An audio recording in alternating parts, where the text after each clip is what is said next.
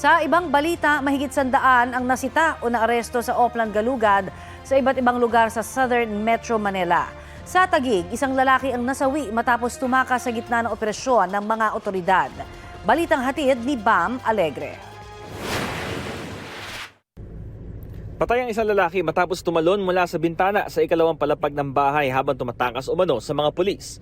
Ayon sa Taguig Police Station 9, nagsasagawa sila ng anti-criminality patrol at Oplan Galugad sa barangay New Lower Bikutan at naaktuhan daw nila ang lalaki at 4 niyang kasamahan habang gumagamit umano ng iligal na droga.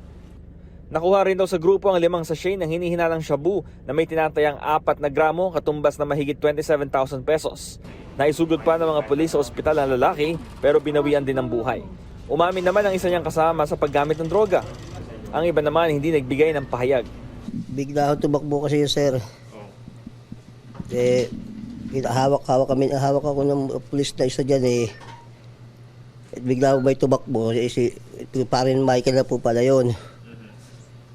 Pag maya po, bigla may gumalabog doon sa labas,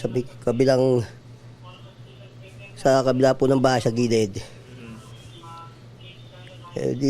Hindi ko na wala kung ano po nangyari dahil huli na po ako nila eh. Biktima na kami ng droga.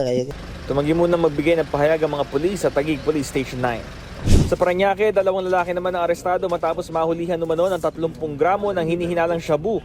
Depensa ng isa sa mga suspect, hindi nila alam na may droga sa bahay na kanilang tinitirhan.